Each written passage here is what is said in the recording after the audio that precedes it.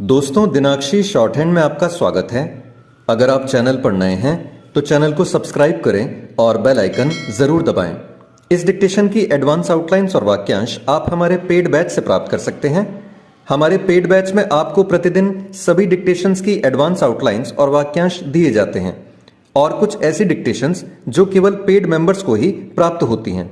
हमारे paid batch को join करने के लिए और बैच के बारे में संपूर्ण जानकारी प्राप्त करने के लिए आप डिस्क्रिप्शन बॉक्स में दिए गए मोबाइल नंबर पर व्हाट्सएप कर सकते हैं।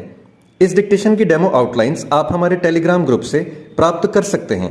तो चलिए डिक्टेशन को स्टार्ट करते हैं। डिक्टेशन 5 सेकंड बाद स्टार्ट होगी। Ready, start.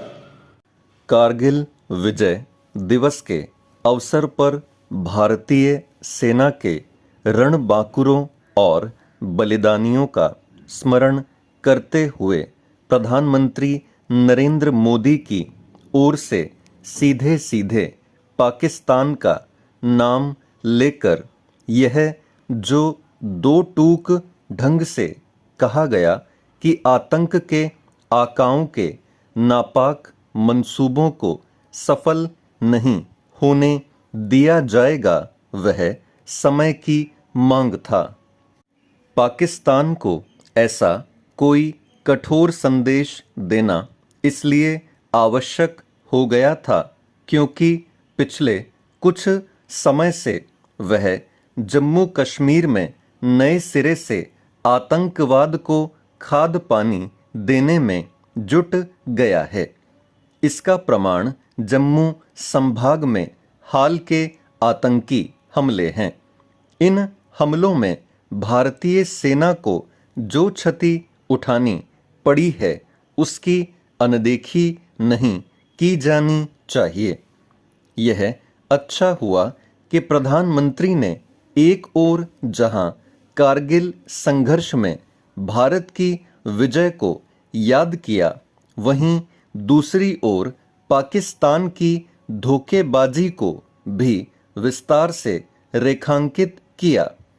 कारगिल में घुसपैठ पाकिस्तान के विश्वासघात का ही परिचायक थी।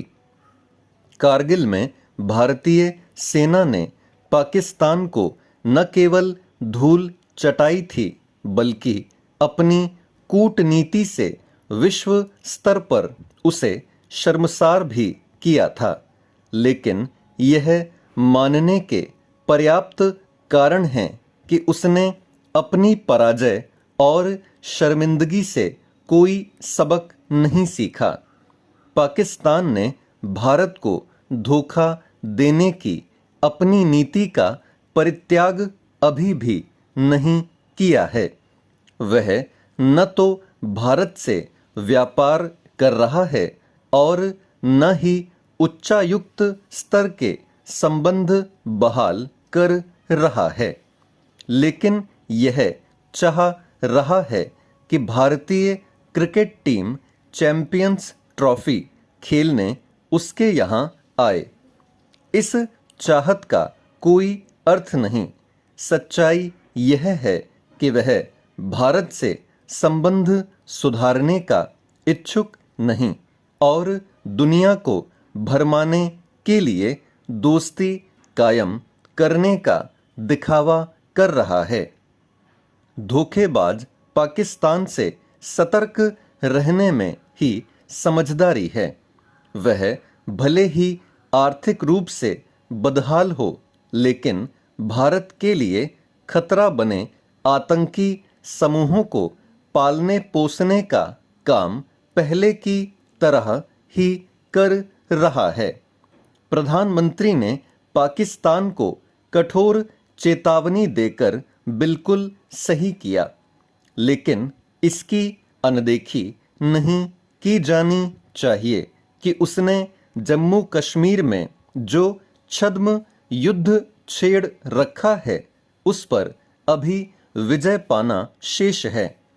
यह समझा जाना चाहिए कि पाकिस्तान जम्मू कश्मीर में आतंकवाद फैलाने से तब तक बाज आने वाला नहीं है जब तक उसे इसकी कीमत नहीं चुकानी पड़ती। पाकिस्तान आतंकियों को प्रशिक्षित कर भारत में उनकी घुसपैठ करने को अपनी हरकतें इसीलिए जारी रखे है क्योंकि उसे उसके किए की उचित सजा नहीं दी जा रही है। स्टॉप।